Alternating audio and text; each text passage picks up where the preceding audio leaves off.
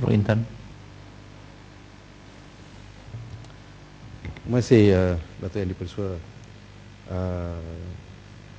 Rang undang-undang ini saya rasa pertama untuk melaraskan dengan sektor awam. Tetapi saya juga terima baiklah dengan apa yang dibentangkan di sini, khususnya 60 tahun ini. Seperti kita telah menyaksikan di banyak tempat, kadang-kadang di tempat kerja Datuk Yang Dipertua, kelakuan seseorang pekerja itu subjektif. Kita tidak boleh mengatakan jika seseorang pekerja itu genap 50 tahun, 55 tahun atau 60 tahun, mereka itu sama.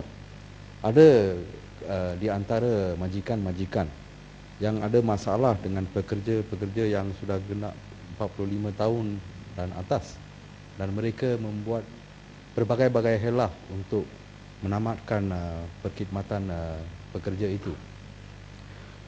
Dari segi perlembagaan persekutuan kita, Artikel 5 Datuk Yang Dipertua, Mahkamah Rayuan Malaysia telah menggelarkan bahawa personal freedom, liberty of the person, termasuk the right to livelihood, dengan izin, the right to livelihood, mengikut Mahkamah Rayuan dan Perlembagaan Persekutuan, hak untuk bekerja itu adalah satu hak asasi.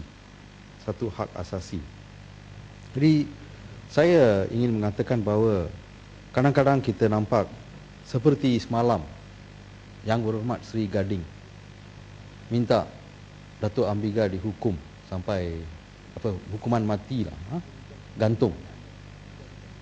Berapa umur dia? Berapa umur Sri Gading? Apakah kelakuan sebegini? Dengan izin, we reach the lowest low in parliament.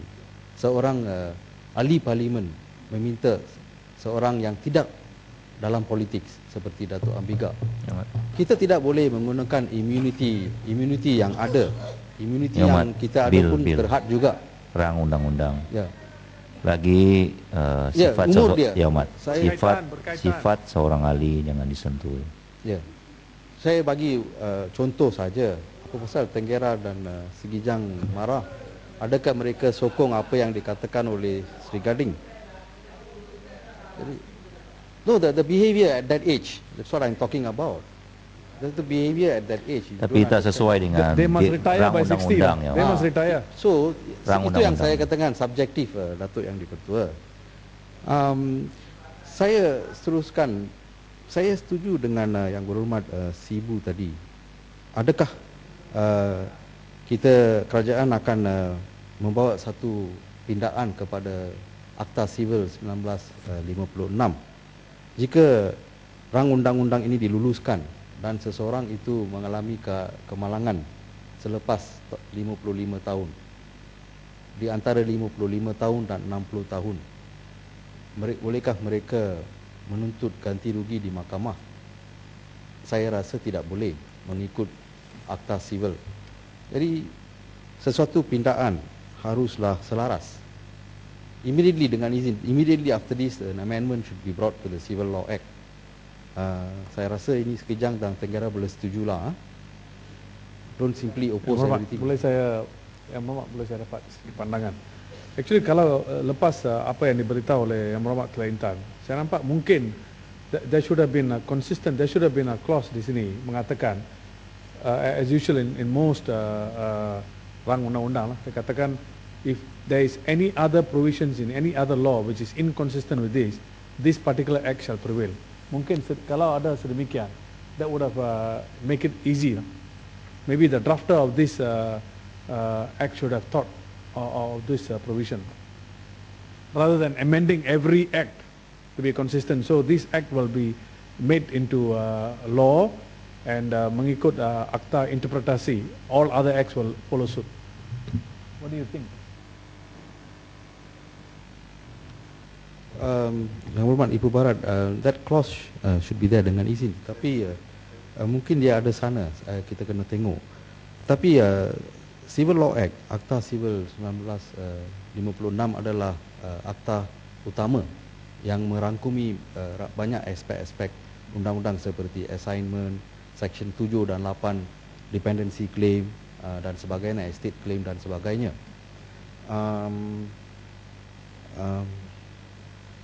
Saya rasa untuk menjawab terusnya yang berhormat Ibu Barat, mungkin kita boleh tengok klausa 7 rang undang-undang yang kita menghadapi sekarang, yang dibentangkan sekarang.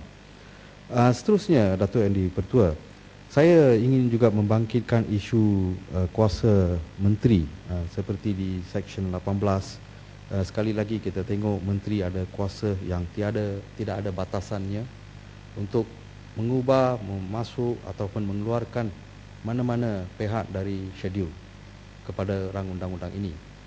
Saya rasa ini boleh dikaji balik. Juga dengan kuasa yang diberikan kepada DG, Director General, khususnya bagaimana rang undang-undang ini boleh bagi kuasa kepada Director General di section 14 untuk to remove any document. Jika ada sesuatu dispute dengan izin dalam majikan itu, DG boleh menggunakan kuasa DG di bawah section 14 untuk to remove any document. Itu yang saya rasa yang berhormat menteri harus mengambil kira ataupun mungkin menarik balik atau pindah, sebab saya rasa ini tidak sesuai lah. The DG dengan izin, who is making an investigation under this act, may see, take or remove any relevant document. Take or remove any relevant document. Ini pada saya menunjukkan bahawa DG itu boleh keluarkan sesuatu relevant document, take or remove any relevant document, dan kes itu jika pergi ke Mahkamah Tinggi akan memang gagal pada mana-mana pihak lah. Kita harus mengambil kira bahawa DG juga terdedah kepada berbagai-bagai work pressure. Saya rasa yang berhormat menteri harus mengambil kira atau memberi penjelasan tentang perkara ini. Dan bagaimana dengan option untuk bersara sebelum 60 tahun seperti di section 6? Adakah ini betul-betul relevan? Di section 6, seseorang pihak-pihak di antara majikan dan pekerja boleh memasuki satu kontrak untuk optional retirement.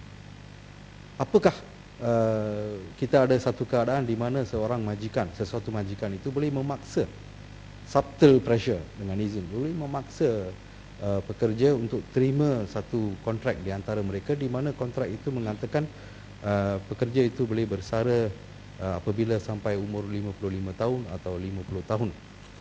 Dan adakah rang undang-undang ini gender bias? Gender bias kita kena kajikan, sebab saya rasa wanita lebih diberi tekanan oleh majikan-majikan untuk setuju pada klausa-klausa di dalam sesuatu kontrak di antara majikan dan pekerja-pekerja.